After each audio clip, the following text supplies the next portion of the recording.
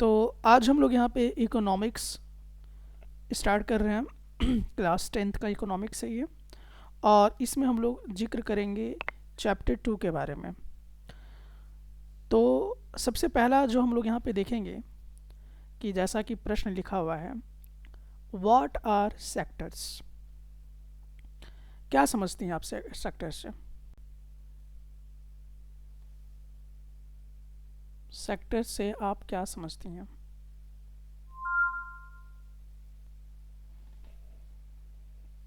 नहीं मालूम? नहीं। चलिए देखते हैं। In any economy people are involved in various activities to earn money. These activities are grouped into three main types of sectors. तो देखिए, सबसे पहले ये होता है कि जो इकोनॉमिक एक्टिविटीज़ किसे कहते हैं। सबसे पहले तो दिमाग में ये बातें आनी चाहिए कि इकोनॉमिक एक्टिविटीज़ का क्या मतलब हुआ। तो इकोनॉमिक एक्टिविटीज़ का मतलब हुआ कि पैसे कमाना, अर्न मनी।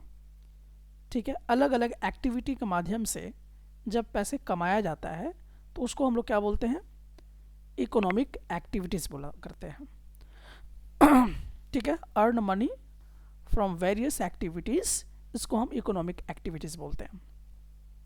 अब ये जो इकोनॉमिक एक्टिविटीज़ होता है उसको तीन सेक्टर्स में डिवाइड किया गया।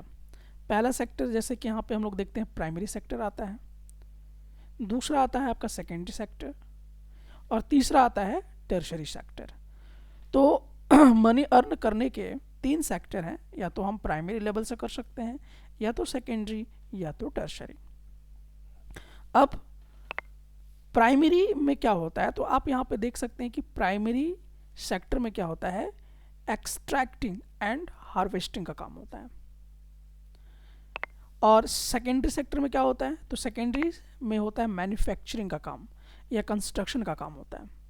किसी चीज़ को मैन्युफैक्चर करना या कंस्ट्रक्शन करना, तो वो आपका आ जाता है सेकेंडरी सेक्टर के अंदर। और टर्शरी सेक्टर किसको बोलते हैं, तो टर्शरी सेक्टर उसको बोलते हैं जो सर्विसेज प्रोवाइड करता है, उसको टर्शरी सेक्टर बोलते हैं।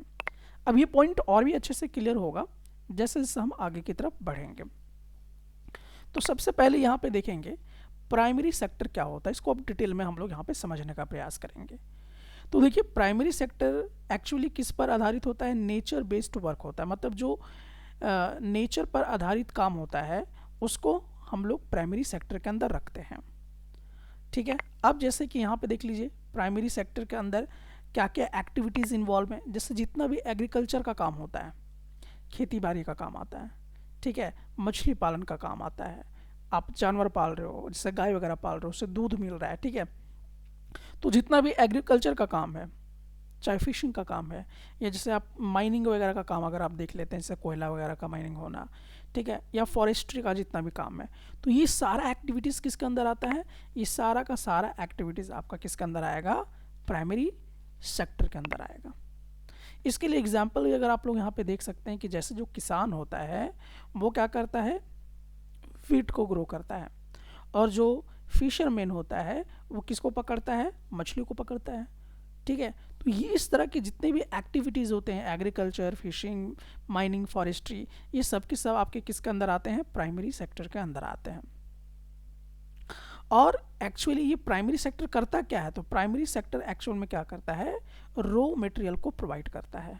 क्या करता है, रॉ मटेरियल को प्रोवाइड करता है। तो ये तमाम चीज़ें यहाँ पर हम लोगों को देखने को मिला कि this is the first step of production. तो प्रोडक्शन का काम किस सेक्टर में होता है, प्राइमरी सेक्टर में होता है, और इसमें डायरेक्टली नेचुरल सोर्सेस को यूज़ किया जाता है। ठीक है, जैसे कि एग्जांपल अभी हम लोगों ने देखा। अब सवाल यह है कि why without this we won't have raw material like food, grains और मेटल्स। तो अगर मान लीजिए कि ये जो प्राइमरी सेक्टर है जिसमें एग्रीकल्चर का पार्ट आता है, फिशिंग का आता है, माइनिंग का आता है, फॉरेस्ट्री का आता है, तो अगर ये प्राइमरी सेक्टर के अंदर ही आता है, अगर ये नहीं रहेगा तो रॉ मटेरियल्स नहीं मिलेंगे। इसका मेन काम क्या है, ये क्या प्रोवाइड करता है, रॉ मटेरियल्स प्रोवाइड करता है, जिससे हम लोगों को अनाज मिलता है, जैसे कि चावल, गेहूँ, दाल, ये सब। और मेटल्स वगैरह भी मिलते हैं, लोहा, एलुमिनियम वगैरह, तो ये सब प्राइमरी सेक्टर के अंदर आता है। तो अभी हम लोगों ने देखा कि प्राइमरी सेक्टर किसे कहता है। तो प्राइमरी सेक्टर एक्चुअल में क्या है, नेचर बेस्ड वर्क हुआ करता है। चलिए अब आगे की तरफ हम लोग आते हैं, वो अब हम लोगों का है सेकेंडरी सेक्टर। तो सेकेंडरी सेक्टर में क्या आता है, फैक्ट्री बेस्ड वर्क। जितना फैक्ट्री पर आधारित काम होता है वो सब किसके अंदर आ जाता है, सेकेंडरी सेक्टर के अंदर आ जाता है। अब यहाँ पे हम लोग देखते हैं जैसे raw materials from the primary sector are turned into useful things. तो ये क्या कह रहा है कि जैसे कि प्राइमरी सेक्टर से हम लोगों को क्या मिलता है, तो रॉ मटेरियल्स कहाँ से मिलेगा, प्राइमरी सेक्टर से मिलेगा। ठीक है, प्राइमरी सेक्टर से क्या मिलेगा, रॉ मटेरियल्स मिलेगा, और इसी रॉ मटेरियल्स को फिर बदल कर कन्वर्ट किया जाता है। तो जिसमें कन्वर्ट किया जाता है that is the secondary sector, उसको हम लोग कहते हैं। एग्जाम्पल के तौर पे हम लोग यहाँ पे देखते हैं, जैसे कि मान लीजिए कि अगर हम लोग शुगर केन लेते हैं, यानी कि केतारी लेते हैं, तो केतारी अगर आप लीजिएगा तो ये पहला स्टेप में आ गया, यानी कि ये तो प्रोडक्शन हुआ था, ये फार्मर किया था, एग्रीकल्चर का पार्ट है, तो इसका मतलब ये क्या हो गया, प्राइमरी सेक्टर का चीज़ हो गया। लेकिन अब इसको हम लोग यूज़ करके किसी तरह से क्या करते हैं, किस में कन्वर्ट कर देंगे, शुगर में कन्वर्ट कर देंगे। तो ये जो हो जाएगा ये किसके अंदर आ जाएगा, सेकेंडरी सेक्टर के अंदर आ जाएगा। ठीक है, उसी तरह से और भी एग्जाम्पल अगर हम लोग देखें कि जिससे मेटल्स वगैरह हम लोग बनाते हैं, तो ये प्रोडक्शन का काम हो गया, तो प्राइमरी सेक्टर का काम हो गया। लेकिन जब इसी से हम लोग कार वगैरह बनाते हैं तो ये कार क्या हो जाता है, सेकेंडरी बेसिस पे होता है, ये भी आपका फैक्ट्री बेस पे काम हो रहा है। ठीक है, उसी तरह से अगर हम लोग देखते हैं कॉटन का कपड़ा, यानी कॉटन, पहले तो कॉटन लेते हैं, ये क्या होता है, प्रोडक्शन होता है, एग्रीकल्चर का पार्ट है, और इसी से फिर हम लोग किस में कन्वर्ट कर देते हैं, क्लोथ्स में कन्वर्ट कर देते हैं, जो फैक्ट्री बेस्ड वर्क है। तो ये क्या हो जाएगा, आपका सेकेंडरी हो जाया करेगा। This is where industries and factories come in, और यहीं पर आपका क्या आता है, इंडस्ट्रीज, फैक्ट्रीज वगैरह का निर्माण आपको देखने को मिलता है। तो बेसिकली हम लोगों को ये समझ में आ चुका होगा कि सेकेंडरी सेक्टर हम कहते किसे हैं। ठीक है, तो सेकेंडरी जो भी सेक्टर होता है वो क्या करता है, मैन्युफैक्चरिंग का काम करता है, the process of converting raw materials into finished goods. तो ये क्या करेगा, रॉ मटेरियल्स को कन्वर्ट करेगा गुड्स में। ये काम होता है किसका, सेकेंडरी सेक्टर का काम हुआ करता है। फिर क्या करता है, enhancing the utility and worth of raw materials. Example के तौर पे जैसे कि मैंने अभी यहाँ पे कहा कि जैसे वीट लीजिए, और यही वीट किस में कन्वर्ट हो जाएगा, ब्रेड में कन्वर्ट हो जाएगा। ठीक है, तो वीट क्या था, प्राइमरी था, और जब इसको हम ब्रेड में कन्वर्ट किया तो क्या हो गया, सेकेंडरी हो गया। उसी तरह से आयरन जो है वो स्टील में कन्वर्ट हो जाता है। ठीक है, तो आयरन क्या है, ये आपका प्रोडक्शन बेसिस पे आ गया, माइनिंग बेसिस पे आ गया। ठीक है, और उसी को हम लोग स्टील में कन्वर्ट कर देते हैं। तो ये बात समझ में आ चुका होगा कि आखिरकार प्राइमरी क्या होता है और सेकेंडरी सेक्टर क्या हुआ करता है। अब चलिए हम लोग आते हैं किस पर, टर्शरी सेक्टर पे आते हैं। तो टर्शरी सेक्टर क्या होता है, अब इसको समझने का प्रयास करते हैं। ये किस पर आधारित है, सर्विस बेस्ड वर्क हुआ करता है। किस पर होता है, सर्विस बेस्ड वर्क हुआ करता है। अब इसमें हम लोग देखेंगे टर्शरी सेक्टर में जैसे ट्रांसपोर्टेशन आ जाता है, आपका जितना भी ट्रांसपोर्टेशन का चीज़ है, चाहे रेलवे हो, बस हो, ट्रक हो, ये सब ट्रांसपोर्टेशन के अंदर आ गया। उसी तरह से बैंकिंग भी क्या हो गया, ये भी सर्विस देने का काम करता है, तो ये भी क्या हो गया, आपका टर्शरी सेक्टर हो गया। उसी तरह से एजुकेशन के बारे में, एजुकेशन क्या करते हैं, टीचर्स एजुकेशन देते हैं, सर्विस प्रोवाइड करते हैं। उसी तरह से हेल्थ केयर हो गया। तो ये तमाम चीज़ें क्या हो गई, टर्शरी सेक्टर के अंदर आ जाता है। अब ये क्या करता है, कनेक्ट्स प्रोड्यूसर्स एंड कंज्यूमर। ये जो प्रोड्यूसर्स होता है और जो कंज्यूमर होता है उन दोनों को कनेक्ट करने का काम करता है कौन, टर्शरी सेक्टर। जैसे एग्जांपल के तौर पे देखिए शॉपकीपर, तो एक्चुअली पहले तो फार्मर इसको क्या क्या होगा, वीट ग्रो किया होगा, प्रोडक्शन किया होगा, वो प्राइमरी हो गया। फिर ये फैक्ट्री वगैरह में आया तो ब्रेड बना, ब्रेड फिर कौन बेच रहा है, शॉपकीपर, दुकानदार। तो दुकानदार क्या कर रहा है, ये कनेक्ट कर रहा है कंज्यूमर और प्रोड्यूसर्स को। तो ये क्या हो गया, दुकानदार आपका टर्शरी केसेस में हो गया, सर्विस प्रोवाइड कर रहा है आपको। उसी तरह से टीचर स्टूडेंट को एजुकेट अगर करते हैं तो टीचर भी क्या हो रहे हैं, ये सर्विस प्रोवाइड कर रहे हैं। तो ये किस कैटेगरी के अंदर आ गए, टर्शरी सेक्टर के अंदर आ गए हैं। ठीक है। तो this sector helps the first to sectors, तो जो फर्स्ट टू सेक्टर्स है यानी कि प्राइमरी सेक्टर और जो सेकेंडरी सेक्टर है उसको हेल्प करते हैं फंक्शन करने के लिए और सर्विस प्रोवाइड करते हैं लोगों को। ठीक है, एग्जाम्पल के तौर पे यहाँ पे हम लोगों ने देख ही लिया, टीचर्स है, डॉक्टर्स है, शॉपकीपर्स है, ट्रांसपोर्ट है, बैंकिंग है, आईटी सर्विस है, ये तमाम चीज़ें। तो think of it as people working to make your life easier and better. तो ये बातें आपको समझ में आ गई होंगी कि आखिरकार प्राइमरी सेक्टर क्या होता है, सेकेंडरी सेक्टर क्या होता है। ये तमाम चीज़ें हम लोगों ने देख लिया कि प्राइमरी सेक्टर में क्या क्या आ जाता है। ये रॉ मटेरियल्स प्रोवाइड करने का काम करता है, जिसमें एग्रीकल्चर, फिशिंग, माइनिंग और फॉरेस्ट्री वगैरह आता है। और अगर हम बात करते हैं सेकेंडरी सेक्टर के बारे में, तो सेकेंडरी सेक्टर क्या करता है, मैन्युफैक्चरिंग का काम क्या करता है, ठीक है। और टर्सरी क्या करता है, ये कनेक्ट करता है दोनों को, यानी ये सर्विस प्रोवाइड करने का काम क्या करेगा, ठीक है। तो यहाँ तक ये बात समझ में आ गया होगा कि प्राइमरी क्या है, सेकेंडरी क्या है और टर्सरी क्या है। अब हम लोग देखेंगे व्हाट इज़ जीडीपी। अब हम लोग यहाँ पे समझेंगे जीडीपी के बारे में, जो कि बहुत ही इम्पॉर्टेंट सेक्शन है।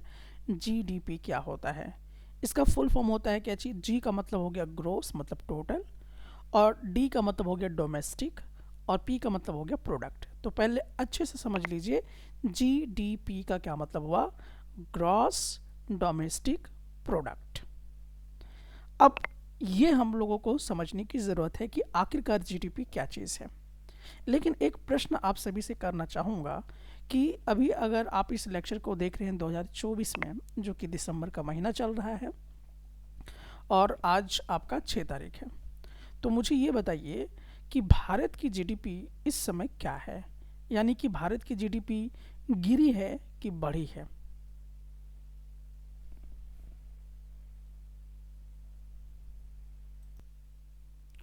तो देखिए जीडीपी जो है अभी भारत का वो इस समय अभी बहुत ज़्यादा नीचे आ गया, जितनी की उम्मीद नहीं थी उससे भी नीचे आ गया है जीडीपी, ठीक है। तो अभी जीडीपी कितना गिर गया है, 5.4%। इससे पहले कितना था, 6.7% था। उससे पहले कितना था, 7.8 था। और उससे पहले कितना था, 8.6 था, ठीक है। तो 8.6 था, फिर 7.8 गिर गया, फिर आके देख रहे हैं 6.7 आ गया, फिर गिर गया, और इस बार तो बड़ा ही हैरत करने वाला जीडीपी गिर गया, यानी 5.4% पे आके गिर गया है। तो ये आपको अगर आप लोग न्यूज़ पढ़ रहे होंगे तो न्यूज़ में आपको ये बात पता चल जाएगा। द इंडियन एक्सप्रेस का ये न्यूज़ था, जो कि आपका 30 नवंबर को ये जो था वो आया हुआ था। तो जीडीपी जो है भारत का हद से ज़्यादा गिर चुका है, यानी कि अभी जीडीपी कितना है, 5.4% है।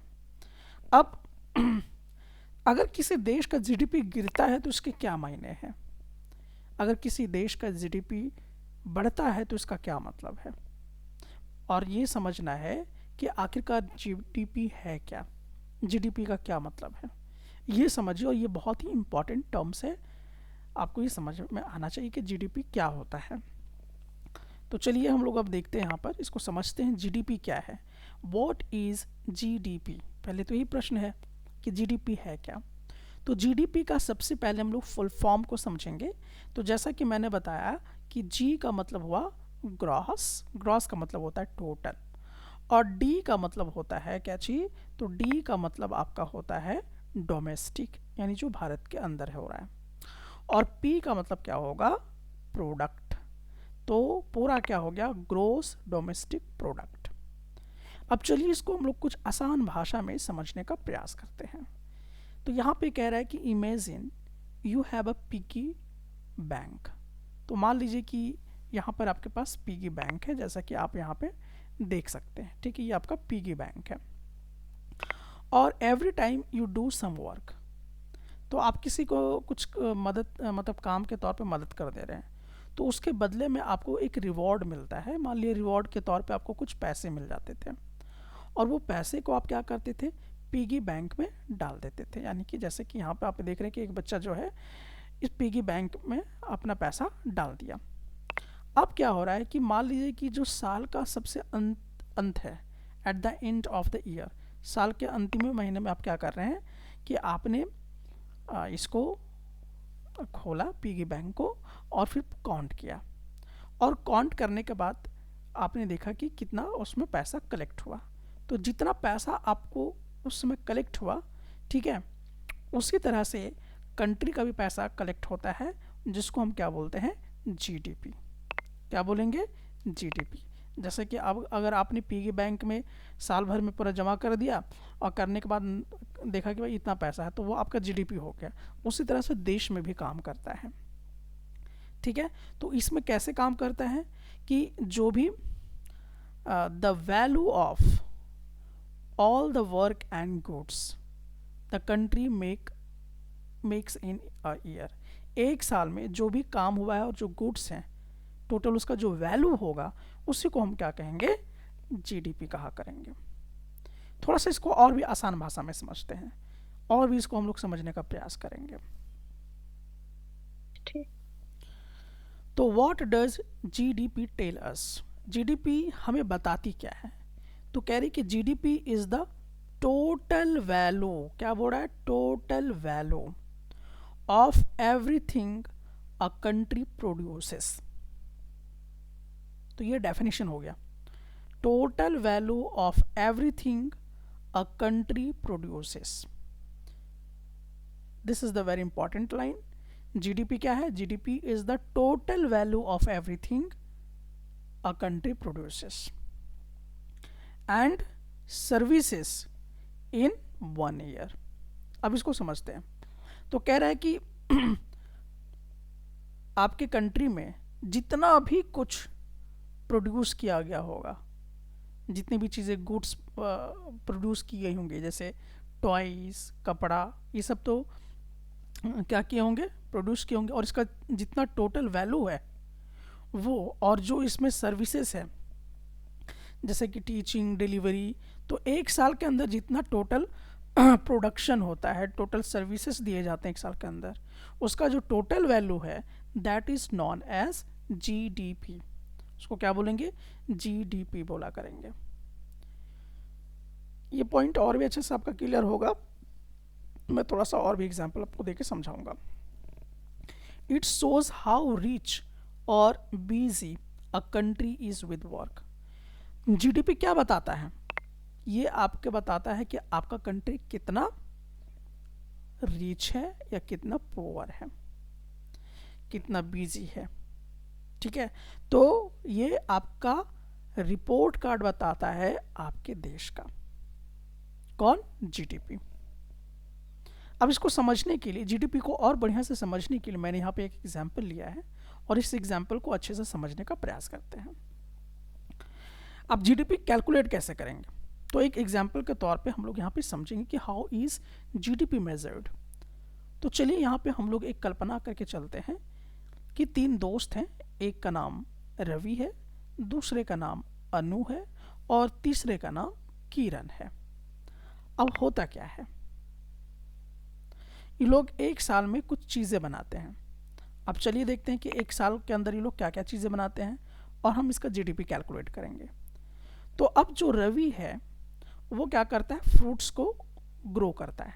क्या करता है, फ्रूट्स को ग्रो करता है, यानी कि प्रोडक्शन किया। ये तो ये कौन सा सेक्टर के बारे में बातचीत हो गया, प्राइमरी सेक्टर, क्योंकि प्रोडक्शन हो रहा है, ठीक है। तो ये एक रॉ मटेरियल रेडी हो गया, तो फ्रूट्स कौन लगाया, रवि। अब रवि क्या करता है, इसको बेच देता है कितने में, 10 रुपए में। रवि क्या करता है, जो भी फ्रूट्स को ग्रो किया उसको 10 रुपए में बेच दिया। चलिए एक काम हो गया। अब अनु क्या करता है, तो अनु मेक्स जैम। अब अनु जो है इसी फ्रूट से क्या बना लेता है, जैम बना लेता है यूजिंग रवीज फ्रूट्स। तो अब उसी फ्रूट्स से ये क्या बनाया, जैम बनाया। तो ये क्या हो गया, ये तो मैन्युफैक्चरिंग का काम हो गया, तो ये क्या हो गया, सेकेंडरी सेक्टर के अंदर आ गया। और उसके बाद जैम बनाने के बाद इसको 20 रुपए में बेच देता है, ठीक है। अब आते हैं थर्ड प्रोसेस पे।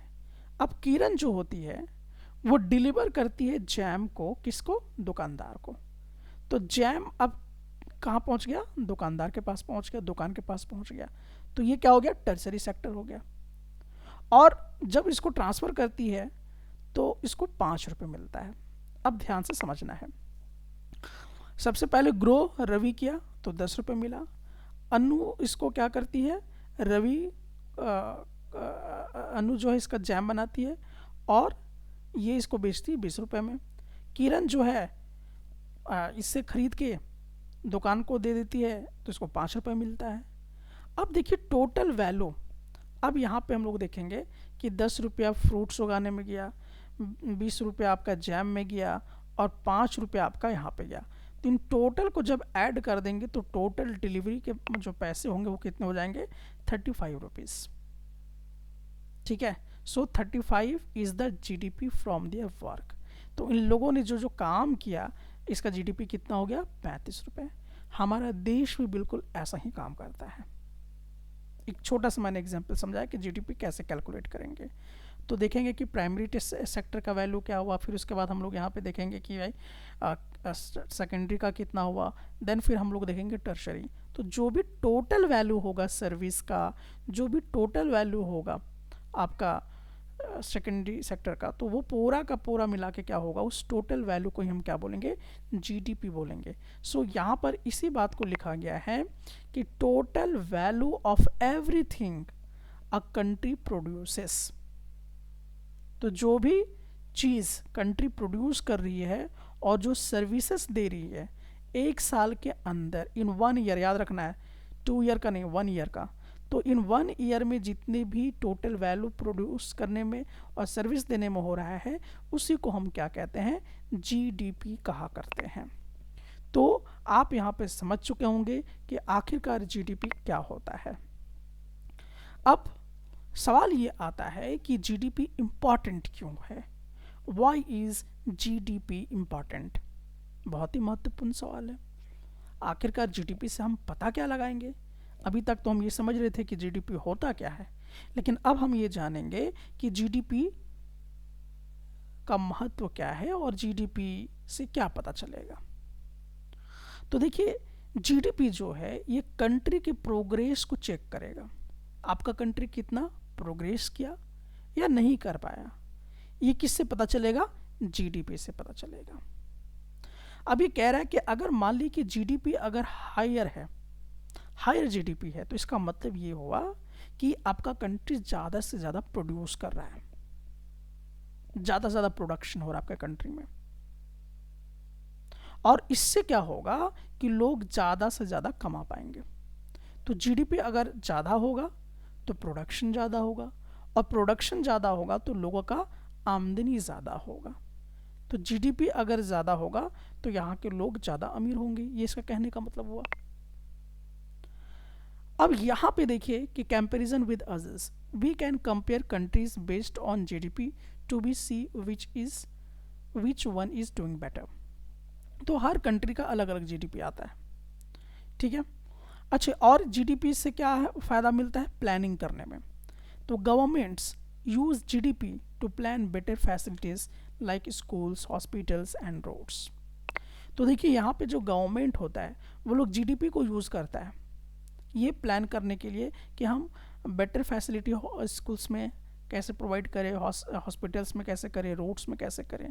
तो ये GDP से वो क्या करते हैं? प्लान करते हैं। अब फाइनल टच देने का समय आ गया है। तो फाइनल टच में अगर हम बात करें कि सिंपल वर्ड्स में अगर GDP है क्या, तो आप ये समझ जाइए कि GDP is like a big report card. ये एक रिपोर्ट कार्ड के जैसा है for the country to show how much it earned through work and businesses in 1 year. यानी एक साल में कितना पैसा कमाया अपने काम और बिजनेस के माध्यम से आपका देश, उसी को हम क्या कहते हैं? GDP कहते हैं। अगर GDP ग्रो कर रहा है इसका मतलब ये है कि बहुत बढ़िया बात है आपके देश के लिए, लेकिन अगर GDP गिर रहा है तो आपके देश के लिए क्या है? बहुत ही नुकसान वाली बात है, क्योंकि GDP गिर रहा है इसका मतलब आमदनी भी आपका गिरेगा, आपका प्रोडक्शन गिरेगा। तो यहाँ तक कुल मिला के ये बात आप समझ में आ गया होगा आपको कि GDP क्या होता है। और जीडीपी क्यों इतना इम्पॉर्टेंट है। अब इसको हम लोग समराइज फॉर्म में अगर देख लें तो यहाँ पर अब हम लोग थोड़ा सा इसको समरी के पॉइंट में समझने का प्रयास करते हैं। तो जीडीपी क्या होता है? जीडीपी किस पे लगता है? गुड्स पे लगता है, ठीक है, जैसे टॉयज़, क्लोथ्स, इन सब चीज़ों पे लगता है। यानी कोई भी जो गुड्स बनता है, जो सामान हो आप बनाते हो, उस पर जीडीपी तय होता है। और जो सर्विसेज हैं, जैसे टीचिंग, डिलीवरी का अगर आप काम करते हो तो ये क्या है, आपको समझिए कि वहाँ पे जीडीपी कैलकुलेट होगा, ठीक है। जीडीपी टीचिंग, डिलीवरी या जो भी गुड्स है उस पर आपका जीडीपी तय होता है। और ये इकोनॉमिक इंडिकेटर को इंडिकेट करता है कि जीडीपी से क्या पता चलता है कि कितना अमीर है या कितना गरीब है आपका देश, आपकी एक्टिविटी लेवल क्या है, ये पता चल जाता है। तो जीडीपी जो है ये बहुत कुछ बताता है। तो जीडीपी में क्या आता है? गुड्स यानी कि जो सेकेंडरी सेक्टर है वो आ जाता है, और जो सर्विसेज यानी कि टर्शरी सेक्टर है उसका जिक्र करता है जीडीपी, ठीक है। और जीडीपी इम्पॉर्टेंस जैसे कि मैंने अभी आपको बता दिया है कि इकोनॉमिक प्रोग्रेस को ये बताता है कि आपका आर्थिक तौर पे कितना देश आगे निकल रहा है या नहीं निकल रहा है, वो जीडीपी से पता चलता है, ठीक है। इंटरनेशनल कंपैरिजन भी होता है वो भी हम लोग देखेंगे। और स्ट्रैटेजिक प्लानिंग भी किया जाता है जीडीपी के माध्यम से। इसमें गवर्नमेंट ये प्लानिंग करती है कि इंफ्रास्ट्रक्चर और सर्विसेज में कितना क्या काम करना है, क्या प्लानिंग करना है, तो ये सब जीडीपी के माध्यम से हुआ करता है। सो फाइनली यहाँ पे अगर देखा जाए तो जैसा कि मैंने कहा कि पहले जो हमारे देश का जीडीपी था वो 8.6 था, उसके बाद उसका जीडीपी गिर के आ गया 7.8, फिर उसका बाद आ गया 6.7, उसके बाद जीडीपी हो गया 5.4 जो अभी 2024 का आया हुआ है। अब बताइए कि देश का हालात खराब है कि अच्छा है? खराब है। खराब है, समझ में आ गया। इससे क्या होगा, बहुत बड़ा चैलेंज मिलेगा देश को। और ये फर्स्ट टाइम पे इंडिया में हुआ, जीडीपी अभी गिर चुका है, 5.4 हो चुका है, जो कि बहुत सारी प्रॉब्लम्स को क्रिएट कर सकता है। मतलब प्रोडक्शन कम हो चुका है देश का, और अर्निंग क्या होगा, ऑटोमेटिकली कम होगा। चलिए, तो यहाँ तक बात समझ में आ गया कि जीडीपी क्या होता है, ये अभी हम लोगों ने समझ रखा है। अब चलिए हम लोग आते हैं, अब हम लोग थोड़ा सा क्या करते हैं, कंपैरिजन करते हैं तीनों सेक्टर को, ठीक है। सेक्टर जैसे प्राइमरी सेक्टर को भी कंपैरिजन करेंगे, सेकेंडरी को भी करेंगे और टर्शरी को भी करेंगे, और देखें कि जीडीपी कब कब कितना क्या रहा है। तो चलिए यहाँ पे समझने का प्रयास करते हैं। Contribution to GDP over time the importance of sectors changes in India. Initially the primary sector contributed the most. तो देखिए सबसे पहले क्या होता था कि सबसे बेहतर जीडीपी कौन देता था, प्राइमरी सेक्टर से मिलता था, प्राइमरी सेक्टर से जीडीपी ज़्यादा होता था, ठीक है। ये चीज़ें हम लोगों को समझ में आ रहा है, ठीक है। Over time the secondary sector grow, फिर धीरे धीरे धीरे धीरे कौन सेक्टर में जीडीपी बढ़ने लगा, सेकेंडरी सेक्टर में। और फिर धीरे धीरे और आगे हम लोग देखें समय के साथ साथ क्या हो गया, टर्सरी सेक्टर में जीडीपी ज़्यादा से ज़्यादा हो गया। तो अभी इसको हम लोग एक डायग्राम के माध्यम से, यहाँ पे फ्लो चार्ट के माध्यम से समझने का प्रयास करेंगे। तो ये देख लीजिए, GDP by primary, secondary and tertiary sectors. तो इन तीनों सेक्टर में हम लोग देखेंगे कि कितना जीडीपी है। 1973 से लेकर 1974 के बीच में देखते हैं। अभी आप देखिए कि ये ब्लू वाला क्या बताएगा, प्राइमरी के बारे में बताएगा। तो प्राइमरी में आप देख रहे हैं कि ज़्यादा से ज़्यादा यहाँ पर जीडीपी मिला, सेकेंडरी में देख रहे हैं कि थोड़ा कम था, और टर्शरी में देख रहे हैं कि यहाँ पर थोड़ा कम था। लेकिन 2013 और 14 के बीच में अगर हम देखते हैं तो टर्शरी का जो जीडीपी है वो आपको ज़्यादा से ज़्यादा दिखाई देगा, देख रहे हैं कितना लंबा है। और यहाँ पे देखिए सेकेंडरी का थोड़ा कम हुआ और प्राइमरी का और कम होता चला गया, ठीक है। तो जब 2013 से 14 के बीच में क्या हो गया, जीडीपी सबसे ज़्यादा किस में बढ़ गया, टर्शरी वाला में बढ़ा, ठीक है। तो ये हम लोगों को यहाँ पे देखने को मिलता है। अब ग्राफ 2 को भी हम लोग यहाँ पे देख सकते हैं। ग्राफ 2 क्या बताता है, जीडीपी परसेंटेज में यहाँ पे आपको बताया जाएगा कि किसकी जीडीपी क्या रही। तो यहाँ पे अगर हम लोग देखते हैं 1973 और 74 के बीच में, तो यहाँ पे देखिए 40% किस में था, 40% जीडीपी प्रोडक्शन में, यानी कि प्राइमरी सेक्टर में था। और यहाँ से यहाँ अगर आप देखते हैं 50% के आसपास में, यानी 50 माइनस 10, तो 10% यहाँ पे देखने को मिलता है आपका सेकेंडरी में। और फिर यहाँ पे देखिएगा अगर आप, ये वाला ग्रीन वाला ये टर्शरी को दिखा रहा है, तो यहाँ पे आप देख सकते हैं कि यहाँ पर टर्शरी में आपको ज़्यादा दिख रहा है। लेकिन समय के साथ साथ क्या होता है कि देखिए यहाँ पे प्राइमरी सेक्टर में जीडीपी घट गया, फिर थोड़ा सा बढ़ा किस में, सेकेंडरी में, और टर्शरी में तो बहुत ज़्यादा बढ़ गया। ठीक है, तो जैसा कि मैंने अभी आपको बताया कि क्या होता है कि पहले सबसे ज़्यादा जीडीपी ग्रोथ किस में हो रहा था, प्राइमरी में, फिर धीरे धीरे समय के साथ साथ सेकेंडरी में आया, उसके बाद किस में आ गया, टर्शरी में। तो अभी जो हम लोग जिस काल में ज़िंदगी को जी रहे हैं, तो सबसे ज़्यादा जीडीपी किस में है,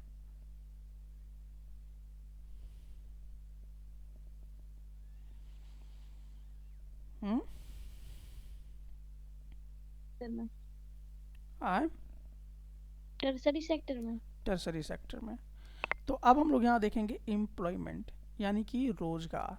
अब रोजगार के समस्या को भी यहाँ पे हम लोग समझने का प्रयास करेंगे। Even though the tertiary sector contributes most to GDP. तो अभी सबसे ज़्यादा किस में देखा जा रहा है, टर्शरी सेक्टर में ज़्यादा जीडीपी देखने को मिलता है। Many people in India still work in the primary sector. और अभी भी बहुत सारे लोग इसमें काम कर रहे हैं, प्राइमरी सेक्टर में कर रहे हैं। अब थोड़ा सा जॉब के बारे में भी देख लेते हैं।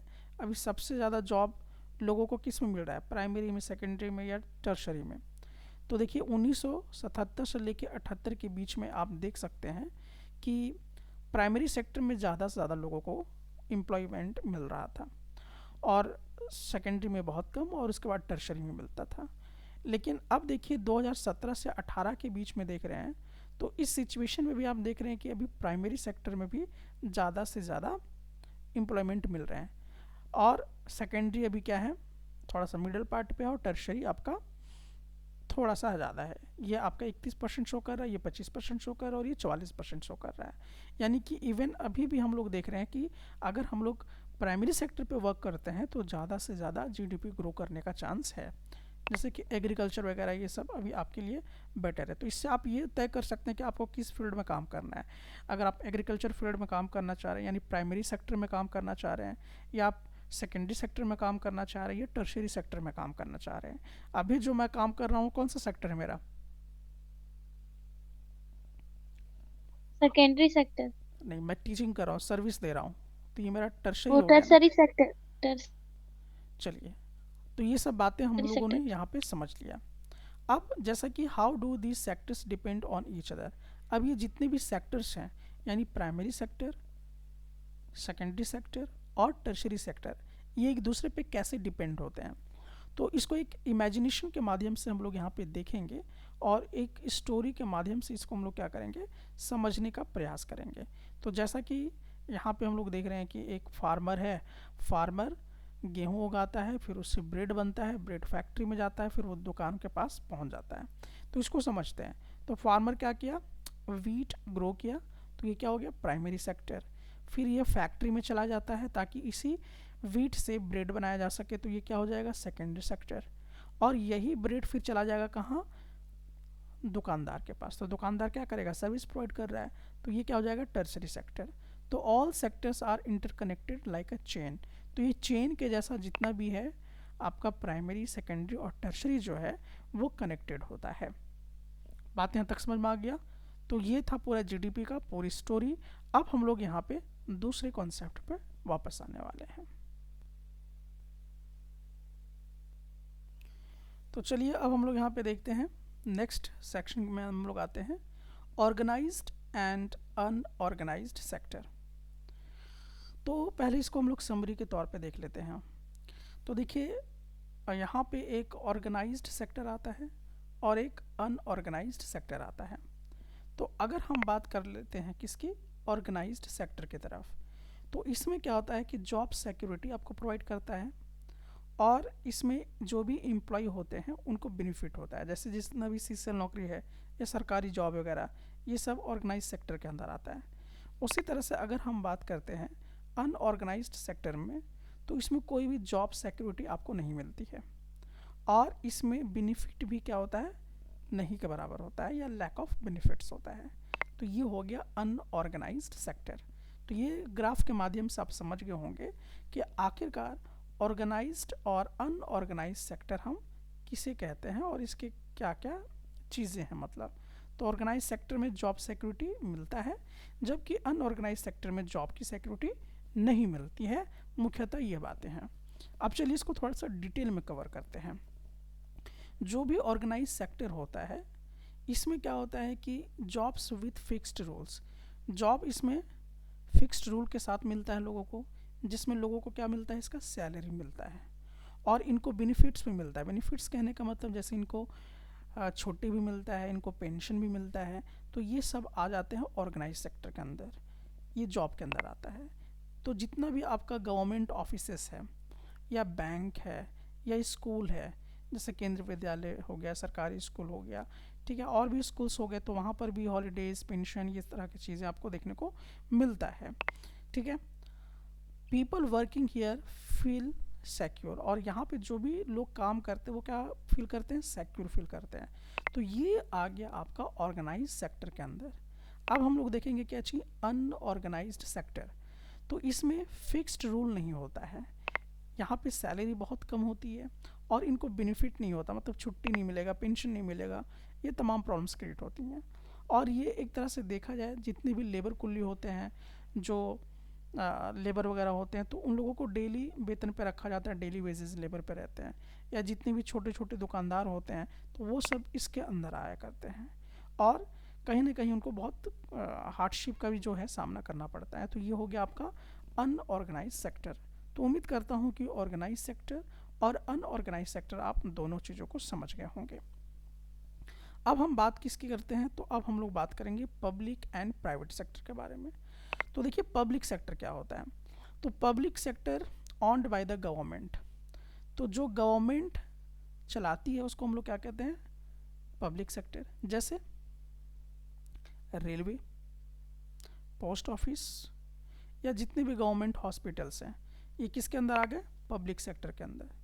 अब ये करता क्या है, तो ये लोगों को सर्विस प्रोवाइड करता है, और ये प्रॉफिट के हिसाब से नहीं होता है, लोगों को बेनिफिट पहुंचाने के लिए किया जाता है, नॉट जस्ट मेक प्रॉफिट, बल्कि इसमें प्रॉफिट नहीं देखा जाता है। तो इसको हम लोग क्या कहते हैं, पब्लिक सेक्टर बोला करते हैं। प्राइवेट सेक्टर किसको बोलते हैं, तो प्राइवेट सेक्टर कोई प्राइवेट कंपनी या कोई खास व्यक्ति इसको चलाता है, और उसका मेन उद्देश्य होता है प्रॉफिट कमाना।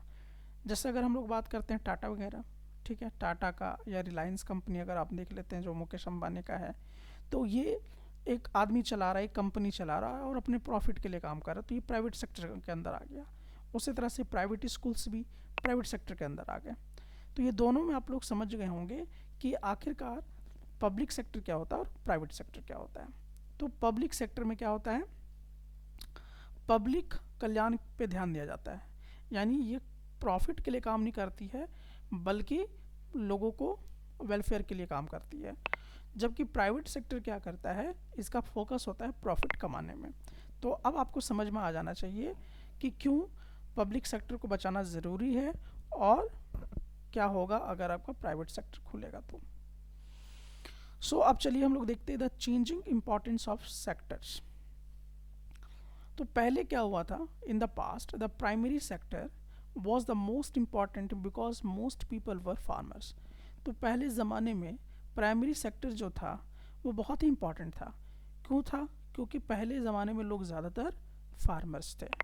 और अब की अगर हम बात करते हैं, तो टर्शरी सेक्टर जैसे कि सर्विसेज, जैसे इंडियन टेक्नोलॉजी या बैंकिंग, टीचिंग, ये सब जितनी भी, ये सब टर्शरी सेक्टर के अंदर आते हैं, और ये बहुत ही तेज़ी से ग्रो कर रहा है। ठीक है, क्यों कर रहा है ग्रो, क्योंकि डेवलपमेंट हो रहा है और टेक्नोलॉजी वगैरह सब चीज़ें आती जा रही हैं इसलिए। लेकिन प्रॉब्लम क्या है इसके साथ, despite the growth many people in the primary sector still earn less. तो अभी भी ग्रो अगर हम लोग कर रहे हैं, तो जो भी प्राइमरी सेक्टर में लोग रह रहे हैं, जैसे खासकर अगर किसान की बात अगर हम लोग करें, तो अभी भी उनकी आमदनी क्या है, बहुत ही कम है। अब सवाल ये आता है कि how to solve economic problems. अब हम लोग इकोनॉमिक प्रॉब्लम्स को सॉल्व कैसे करेंगे। The government plays a key role in improving lives, especially for those in unorganized sector.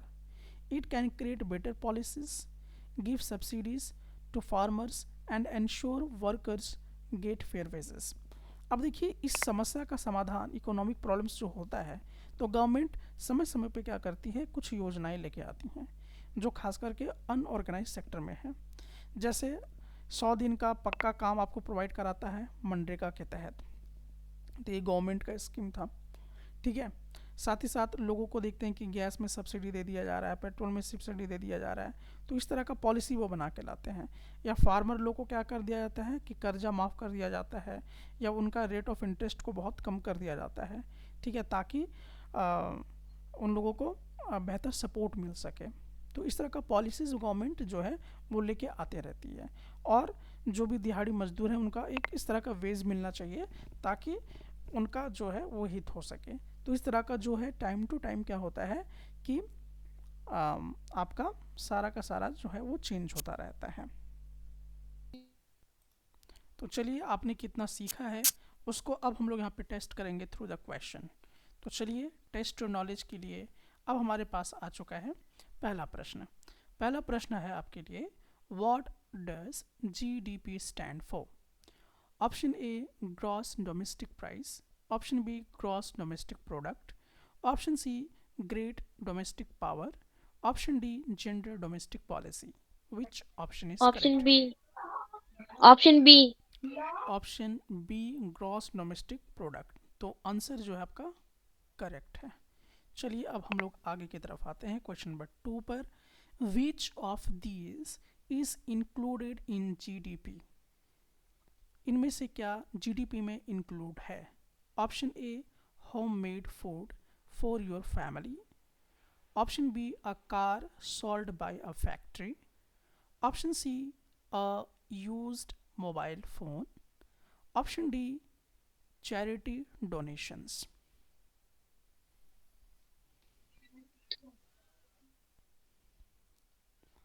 इनमें से कौन जीडीपी के कैटेगरी में आएगा, जल्दी बताएं। ये कह रहा है कि घर में जो फैमिली के लिए खाना बनता है वो, बी कह रहा है कि फैक्ट्री के जरिए जो कार बेचा जाएगा वो, सी कह रहा है कि जो यूज़ किया हुआ मोबाइल है वो, और डी कह रहा है कि जो दान में दिया जाता है पैसे वो।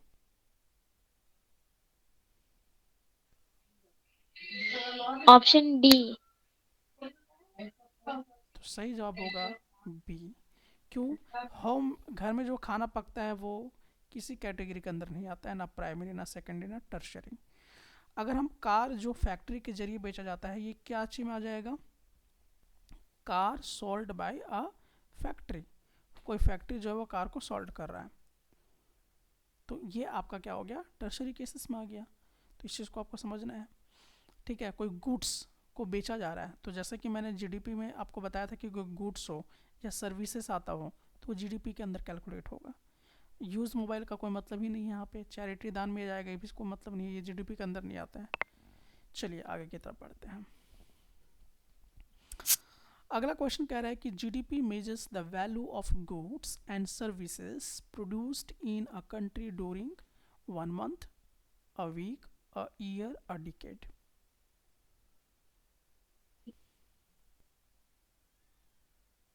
कौन सा ऑप्शन सही होगा। आए, option C. Option C is correct, क्योंकि जीडीपी में जो भी गुड्स होते हैं या जो सर्विसेज होते हैं, सर्विसेज या गुड्स का जो प्रोडक्शन होता है वो 1 साल के अंदर कैलकुलेट किया जाता है। चलिए अगला क्वेश्चन की तरफ हम लोग आते हैं, क्वेश्चन नंबर 4 पे। Which sector is not directly included in GDP calculations. अब इनमें से कौन ऐसा सेक्टर है जो डायरेक्टली इंक्लूड नहीं होता है जीडीपी के कैलकुलेशन में। Option A primary sector, option B household chores, option D secondary sector, option D tertiary sector. Option B. तो इसका सही जवाब है ऑप्शन बी। चलिए अब आते हैं नेक्स्ट क्वेश्चन की तरफ। अगला क्वेश्चन है यहाँ पे आपका क्वेश्चन नंबर 5 में देखते हैं, what does a higher GDP usually mean for a country. अगर किसी कंट्री का जीडीपी अगर हाई है तो उसका क्या मतलब हुआ? Less production, option B better economy, option C more unemployment, option D more imports. Option A. तो इसका जवाब गलत है। इसका मतलब ये हुआ कि इकोनॉमी बेटर है। अगर किसी देश की जीडीपी अगर हाई है, इसका मतलब कि प्रोडक्शन हाई हो रहा है, और प्रोडक्शन हाई होगा तो आमदनी और इकोनॉमी अच्छा होगा। तो बेटर इकोनॉमी को इंडिकेट करता है। ये रिपोर्ट कार्ड बताता है कि आपके देश का सेहत इकोनॉमिक आधार पे बेटर है कि ख़राब है। चलिए अगला क्वेश्चन की तरफ हम अब मूव करते हैं। Which of the following activities is part of the primary sector. इनमें से कौन ऐसा एक्टिविटीज़ है जो प्राइमरी सेक्टर का पार्ट है? Option A farming, option B banking, option C manufacturing cars, option D selling groceries. Option A. तो ये सही जवाब है, क्योंकि ऑप्शन ए जो है ये फार्मिंग से रिलेटेड है, एग्रीकल्चर से रिलेटेड है, इसलिए प्राइमरी सेक्टर के अंदर आता है। अब हम लोग आते हैं नेक्स्ट क्वेश्चन में। Which of these is an example of the tertiary sector. Tertiary sector का एग्जाम्पल कौन है? Growing wheat, making bread in a factory, option C delivering bread to shop, option D mining coal. Option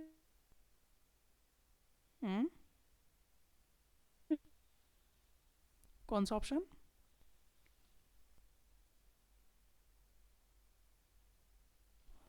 कौन सा option है सही?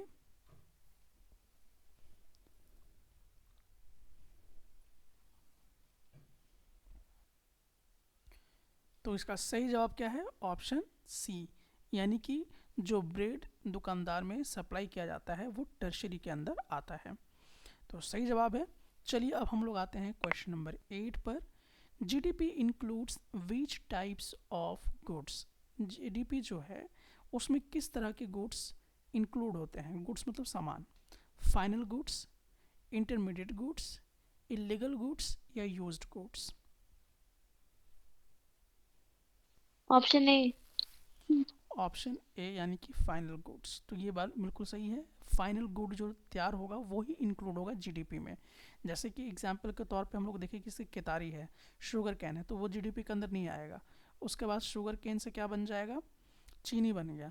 अब उसके बाद दुकानदार तक पहुंचा तो वो दुकानदार फिर किस वैल्यू में भेजा? That is the GDP. Okay, अब हम लोग देखते हैं नेक्स्ट 9th क्वेश्चन की तरफ। If a countries GDP is growing, अगर मान लीजिए कि देश की जीडीपी ग्रो कर रही है तो ये यूजुअली क्या इंडिकेट कर रहा है? Option A country is producing less, option B people are earning more, option C there is more poverty, मतलब बहुत ज़्यादा गरीबी फैल रहा है, option D the population is shrinking, यानी कि जनसंख्या सिकुड़ रही है। Option B. तो इसका सही जवाब होगा कि ज़्यादा से ज़्यादा लोगों की क्या हो रही है? अर्निंग हो रही है अगर जीडीपी ग्रो करती है तो मुझे लग रहा है कि जीडीपी का बहुत अच्छा सा कॉन्सेप्ट क्लियर हो रहा होगा। अब हम लोग देखते हैं क्वेश्चन नंबर 10 की तरफ। कह रहा है कि GDP helps compare people's height in different countries. कह रहा है जीडीपी किस चीज़ में मदद करता है कंपेयर करने में? कि लोगों का जो हाइट है अलग अलग कंट्रीज़ में उसको मदद करता है। Option B economic strength of countries, option C school attendance rates, option D population growth. Option B. तो ये कंट्री के स्ट्रेंथ को इंडिकेट करता है।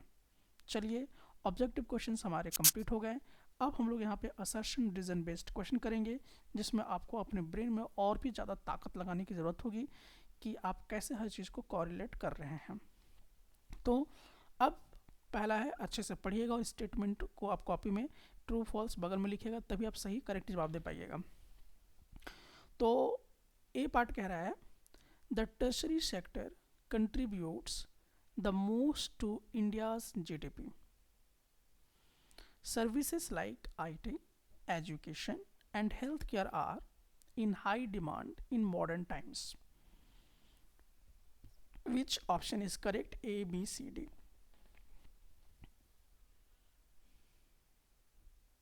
जल्दी बताएं। Option A. तो इसका सही जवाब है, क्योंकि हम लोगों को मालूम है कि टर्सरी सेक्टर जो है इंडिया का जीडीपी सबसे ज़्यादा इंडिकेट कर रहा है अभी, जैसे कि मैंने आपको बताया भी था, ग्राफ के माध्यम से भी समझाया था।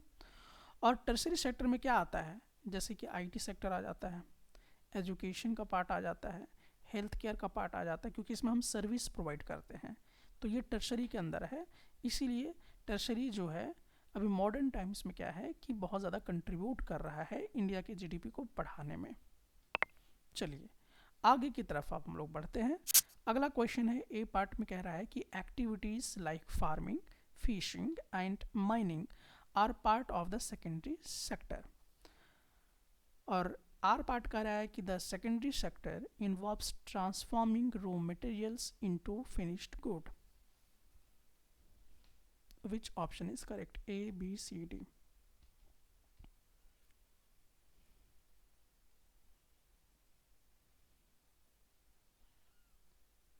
फार्मिंग, फिशिंग और माइनिंग करना ये सेकेंडरी सेक्टर का हिस्सा है, पहला पार्ट बोल रहा है।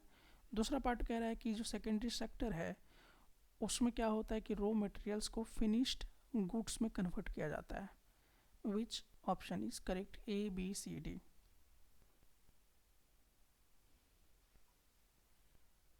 जल्दी बताएं। Option C. तो इसका सही जवाब होगा ऑप्शन सी, क्योंकि ए इज़ फॉल्स है। क्यों फॉल्स है? क्योंकि सेकेंडरी सेक्टर के अंदर फार्मिंग एग्रीकल्चर का पार्ट है, ये सब प्रोडक्शन का पार्ट है, माइनिंग वगैरह भी शुरू में भी बताया गया था, तो ये प्राइमरी सेक्टर का पार्ट है, ना कि सेकेंडरी। तो यहाँ तो ये स्टेटमेंट क्या हो गया, फॉल्स हो गया। अब कह रहा है कि सेकेंडरी सेक्टर क्या करता है कि transforming raw material into finished good. तो ये बात सही है कि जो भी रॉ मटेरियल होता है उसको ट्रांसफॉर्म कर देता है लास्ट गुड बना के। जैसे कि मान लीजिए कि अगर प्राइमरी सेक्टर में मान लीजिए कि गेहूँ आया, तो गेहूँ के बाद ब्रेड बन गया, तो ये सेकेंडरी पार्ट का हिस्सा हुआ, फिर ब्रेड शॉप तक पहुँच गया, तो ये क्या हो जाएगा, फिनिश्ड जो है गुड्स बना ब्रेड, और ये दुकान तक पहुँच जाएगा। तो ये वाला आपका क्या है, ट्रू है। तो यहाँ पर यही है कि A is false but R is true. ठीक है, so option C is correct. तो चलिए अगले क्वेश्चन की तरफ मूव करते हैं। अगला क्वेश्चन कहता है GDP includes only the value of final goods and services. GDP में सिर्फ फाइनल जो वैल्यू होता है गुड्स और सर्विसेज का, उसी को इंक्लूड करते हैं हम लोग। और आर पार्ट कह रहा है कि counting intermediate goods in GDP would result in double counting. बहुत बढ़िया है, जीडीपी का कॉन्सेप्ट और ज़्यादा क्लियर करेगा ये। Which option is correct, A B C D? Option C. तो इसका सही जवाब है ऑप्शन ए। तो इस चीज़ को ध्यान में रखिए, जीडीपी बेसिकली किस कैसे कैलकुलेट करते हैं, उसका जो फाइनल वैल्यू जो होता है, टोटल वैल्यू हम कैसे कलेक्ट करते हैं, जो गुड्स होता है और जो सर्विसेज का जो फाइनल गुड्स जो बनेगा और जो सर्विस होगा उसका जो टोटल वैल्यू होगा, दैट इज द जीडीपी। ठीक है, counting intermediate goods in GDP would result in double counting. तो ये भी बात कह रहा है कि अगर आप इंटरमीडिएट गुड्स को फिर से अगर काउंट करेंगे तो डबल हो जाएगा काउंटिंग। तो इसीलिए ये दोनों का दोनों स्टेटमेंट सही है। इसलिए अगर आप फोकस्ड होंगे, तो अगर हम लोग यहाँ पे देखें डायग्राम को देखें, तो ये बहुत बढ़िया से क्लीन करता है, माइंड में क्लियर पिक्चर देता है कि जीडीपी किससे हम कैलकुलेट करेंगे, गुड्स जो फाइनल गुड्स हैं और जो सर्विसेज आप प्रोवाइड कर रहे हैं, और जो गुड्स हैं ये डेफिनेटली किसका पार्ट है, जीडीपी का पार्ट है। ठीक है, तो जीडीपी इन दो पॉइंट को क्लियर करती है। चलिए अब हम लोग आगे की तरफ बढ़ते हैं, क्वेश्चन नंबर 4 में आते हैं हम लोग। ये क्वेश्चन कह रहा है कि a country with a high GDP always has a higher standard of living for its citizens. कह रहा है कि किसी भी कंट्री का अगर जीडीपी बहुत हाई है तो इसका मतलब हुआ कि वहाँ के जो नागरिक हैं उनका जो लिविंग ऑफ स्टैंडर्ड है वो हाई है। और आर पार्ट कहता है कि GDP measures only the total production in a country. ये कह रहा है कि जीडीपी टोटल प्रोडक्शन जो होता है कंट्री में उसका एक मेजरमेंट करता है, not how income is distributed among it's people. और ये नहीं तय करता है कि कितने लोगों के बीच में इनकम डिस्ट्रीब्यूट हुआ है। Which option is correct, A B C D?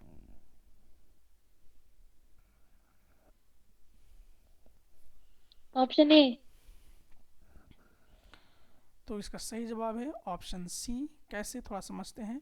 Option A is false है, तो बिल्कुल सही बात है, क्योंकि स्टैंडर्ड लिविंग ऑफ स्टैंडर्ड के बारे में ये नहीं बताता है। जीडीपी ये नहीं बताता है कि अगर जीडीपी ग्रो कर रहा है तो यहाँ का लोगों का जो लिविंग ऑफ स्टैंडर्ड वो हाई हो गया, वो नहीं बताता है। ठीक है, ये फॉल्स है, ये इसके बारे में बात नहीं करता है। उसके बाद यहाँ पे ये ट्रू है कि हाँ, अगर जीडीपी किसको बोलते हैं, तो total production in a country, country में जो टोटल प्रोडक्शन हो रहा है उसके बारे में बात करता है। ये एक बात नहीं करता कि हर एक आदमी को कितना पैसा बट रहा है, ये नहीं बताता। ये बता रहा है कि देश में टोटल प्रोडक्शन कितना हो रहा है। देश अमीर बनना कि गरीब, उसके बारे में बताता है। ये नहीं बताता कि एक व्यक्ति गरीब बन रहा है कि अमीर बन रहा है। तो पॉइंट को काफ़ी ज़्यादा क्लियर करना है इस पॉइंट पे। तो ये क्वेश्चन आपको उस लेवल तक थिंकिंग दे रहा है कि जीडीपी को आप उस लेवल तक समझ सके कि देश के हित में ये बात कर रहा है, इंडिविजुअली बात नहीं हो रही है। चलिए अगला क्वेश्चन की तरफ हम आते हैं। अगला क्वेश्चन है, the unorganised sector contributes significantly to India's economy but is often excluded from GDP calculations. कह रहा है कि जितने भी अनऑर्गेनाइज्ड सेक्टर हैं वो एक बहुत ही महत्वपूर्ण कंट्रीब्यूट निभाते हैं इंडिया की इकोनॉमी के लिए, लेकिन ये जीडीपी से बाहर होते हैं, जीडीपी के कैलकुलेशन से। आर पार्ट कह रहा है कि many activities in the unorganised sector are informal and difficult to measure. कह रहा है कि जितनी भी एक्टिविटीज़ हैं अनऑर्गेनाइज्ड सेक्टर में वो इनफॉर्मल हैं और उसको मेजर करना बहुत ही मुश्किल है। Which option is correct, A B C D? जल्दी बताएं। Option B. तो इसका सही जवाब है ए। इसमें दोनों का दोनों करेक्ट है। ठीक है, और ऑर्गेनाइज सेक्टर के लिए ये जीडीपी के अंदर बिल्कुल नहीं आता है, इंक्लूड नहीं हो पाता है। ठीक है, और ये भी बात सही है कि इसको मेजर करना बहुत ही मुश्किल है। अब लेबर कूली अगर मान लीजिए कि पर डे 500 कमा रहा है, 300 कमा रहा है, तो उसको जीडीपी में कैसे कैलकुलेट करेंगे? ठीक है, तो ये एक बहुत बड़ा समस्या हो जाता है। अब हम लोग आते हैं टैक्सोनॉमी बेसिस पे क्वेश्चन, जो बहुत ही चैलेंजेस क्वेश्चन होगा और हर लेवल का क्वेश्चन होगा कि अब अभी तक हम लोग चेक कर रहे थे कि आपकी समझ कितनी विकसित हुई है और आपका कॉन्सेप्ट क्लियर हो सके अच्छे ढंग से, उसके विषय में बातचीत कर रहे थे। अब हम लोग देखेंगे कि और आप अपने ब्रेन में कितना ताकत लगा सकते हैं। तो पहला क्वेश्चन जो कि नॉलेज बेस पर है, अब देखते हैं कि आपका नॉलेज या आपका जो रिमेंबर पावर वो कितना बढ़िया है। तो प्रश्न यहाँ पर है कि what are the 3 sectors of Indian economy. Indian economy के 3 सेक्टर होते हैं, वो बताइए कौन कौन से हैं? Sector, tertiary sector. तो इसका सही जवाब है प्राइमरी सेक्टर, सेकेंडरी सेक्टर और टर्सरी सेक्टर। चलिए, बात सही है। अब हम लोग देखेंगे कि अंडरस्टैंडिंग आपका कितना बढ़िया है। तो अब चलिए, why are only final goods and services included in GDP calculation? बहुत ही बढ़िया प्रश्न है। कह रहा है कि जो फाइनल गुड्स होते हैं, जो एकदम फाइनल बन के रेडी हो जाते हैं, और जो सर्विसेज होते हैं उसी को जीडीपी में कैलकुलेट किया जाता है। तो प्रश्न यही है कि वाई, क्यों?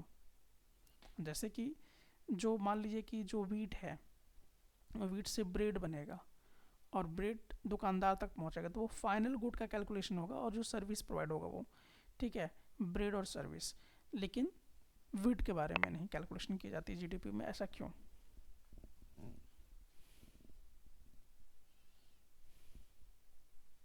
क्योंकि अभी के टाइम में टर्सरी सेक्टर को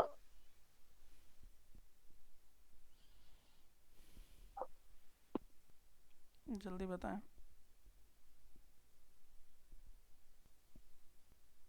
ये आपको समझना है कि आप ऐसे सवालों के जवाब क्यों नहीं दे पा रहे हैं। तो चलिए देखते हैं।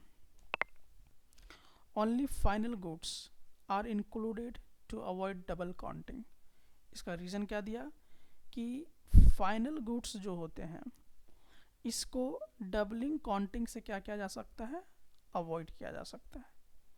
यही कारण है कि फाइनल गुड्स को लिया जाता है, including intermediate goods like wheat used for making bread would count the same value multiple times, leading to an over estimation of GDP। अब कह रहा है कि जैसे एग्जाम्पल के तौर पे ले लेते हैं कि अगर मान लीजिए कि व्हीट को हम कैलकुलेट करते हैं जो ब्रेड बनाने के काम में आएगा, तो ये same value multiple time count हो सकता है।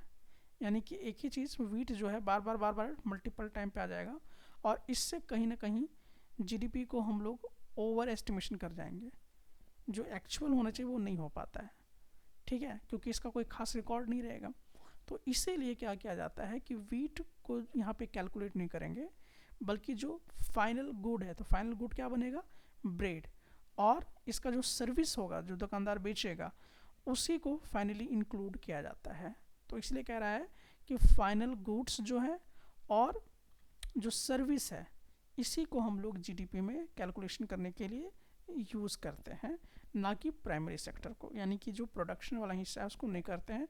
अगर करेंगे तो इससे क्या होगा, leading to an overestimation of GDP, overestimation कर जाएगा, यानी कि पार कर जाएगा, आपको जो एक सही मिलना चाहिए GDP वो नहीं मिल पाएगा। चलिए अब हम लोग आते हैं अप्लाइंग, यानी कि प्रैक्टिकल बेस्ड क्वेश्चंस। अब इसमें यह है कि जो नॉलेज आपने लिया है उसको आप प्रैक्टिकल वे में कैसे यूज़ कर पाएंगे, उससे रिलेटेड ये प्रश्न है। अंडरस्टैंडिंग वाला प्रश्न किसके बारे में बताता है कि आपका रीज़न कितना बढ़िया है।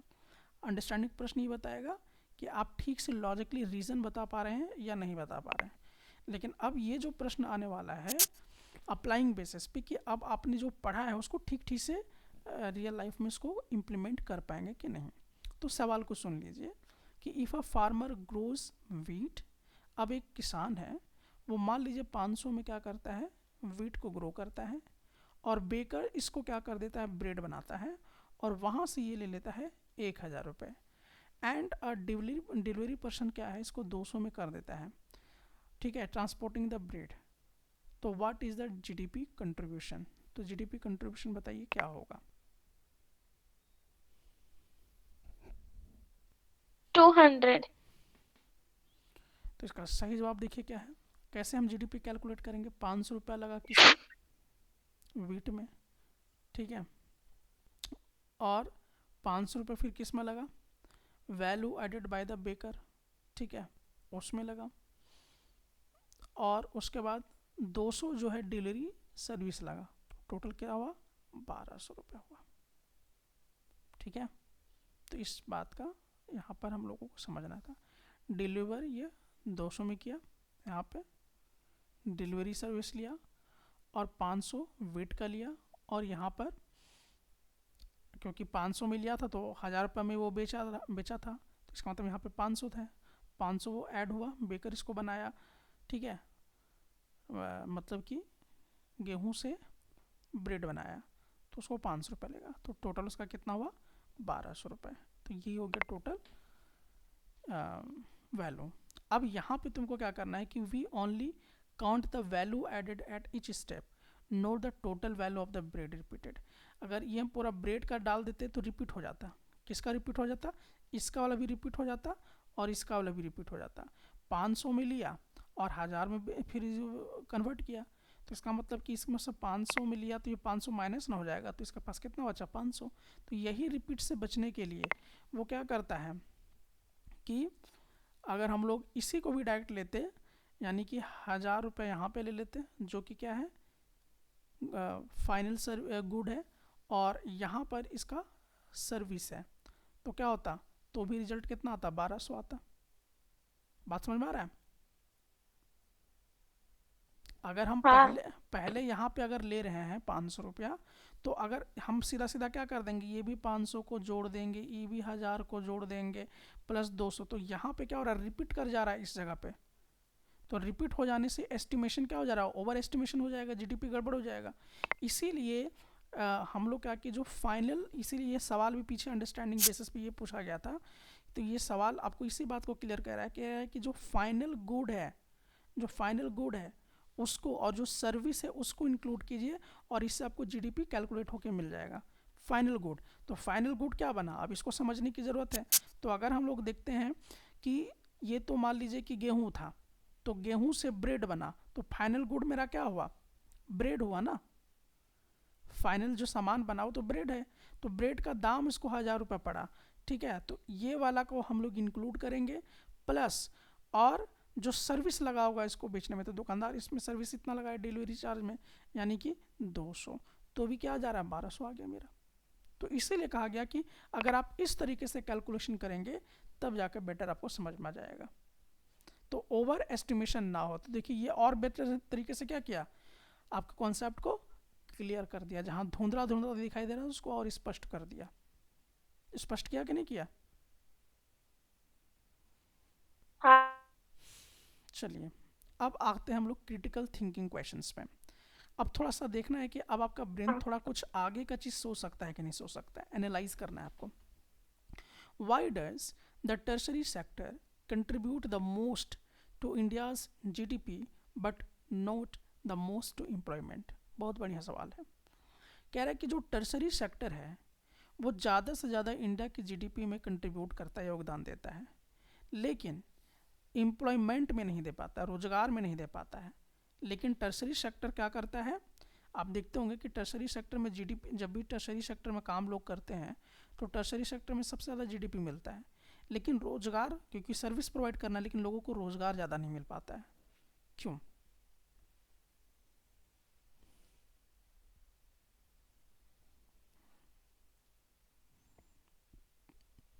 जबकि सबसे ज़्यादा अभी लेटेस्ट टर्शरी सेक्टर में है, जीडीपी सबसे ज़्यादा दिखाता है, लेकिन लोग को जॉब मिलेगा तभी तो सर्विस दे पाएगा। बैंकिंग में ज़्यादा वैकेंसी आना चाहिए, सरकारी जितनी भी नौकरियां हैं उसमें होनी चाहिए, ताकि टर्शरी सेक्टर को बेटर से बेटर बना सके, या प्राइवेट सेक्टर में भी, यानी कि जॉब ज़्यादा से ज़्यादा, लेकिन जॉब में ऐसा नहीं हो पा रहा है एम्प्लॉयमेंट के लिए, फिर भी टर्शरी सेक्टर में ज़्यादातर कंट्रीब्यूट करता है जीडीपी को। तो क्यों? क्योंकि ट्रांसपोर्ट में ज्यादा होता है और जो प्राइमरी सेक्टर होता है उस पे इन्वेस्टमेंट का ज्यादा रिक्वायरमेंट होता है।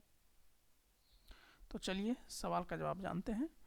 टर्शरी सेक्टर में देखिए क्या होता है कि मोर कैपिटल इंटेंसिव,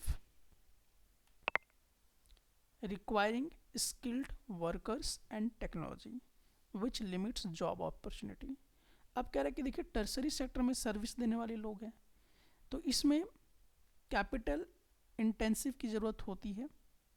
जैसे मान लीजिए अगर हमको स्कूल बनाना है तो उसमें काफ़ी पैसा की ज़रूरत है, ठीक है। हॉस्पिटल बनाना है तो काफ़ी पैसा की ज़रूरत है, और इस चीज़ को चलाने के लिए स्किल्ड वर्कर की ज़रूरत है। किसकी ज़रूरत है?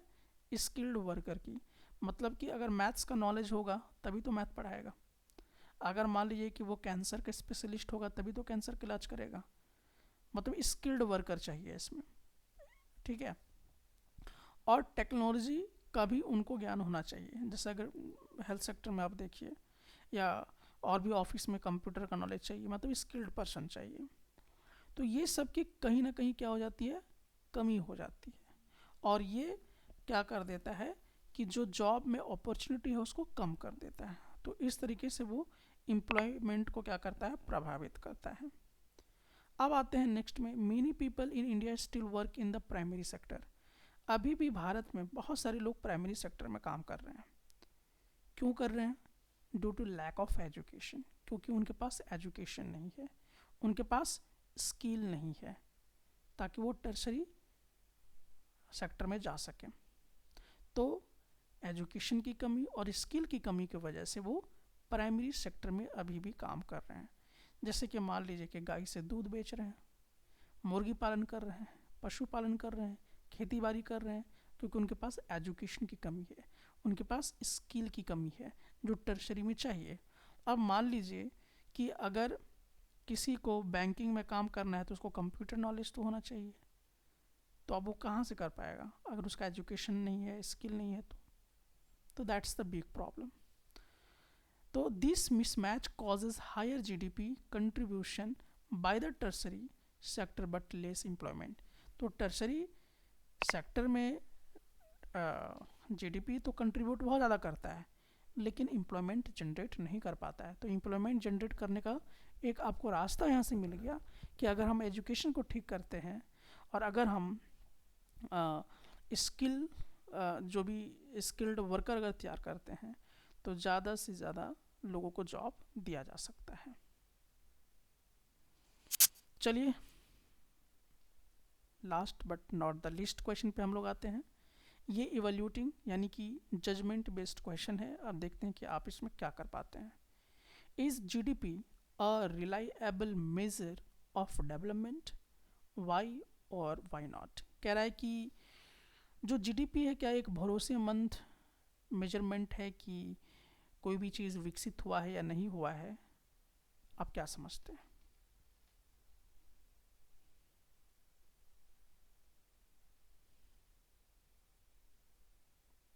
जल्दी बताएं।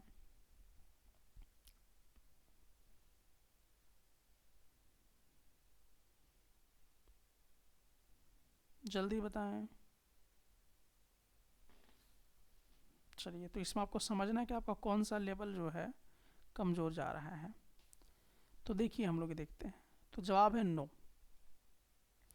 GDP along is not a reliable measure of development. ये डेवलपमेंट का सिग्नल नहीं हो सकता है GDP. It shows economic growth. GDP किसके बारे में बताता है कि आपका आर्थिक विकास हो रहा है कि नहीं हो रहा है। ये नहीं बताएगा कि आपका देश विकसित हो रहा है कि नहीं हो रहा है, देश डेवलप हो रहा है कि नहीं हो रहा है, इसके बारे में नहीं बता पाएगा।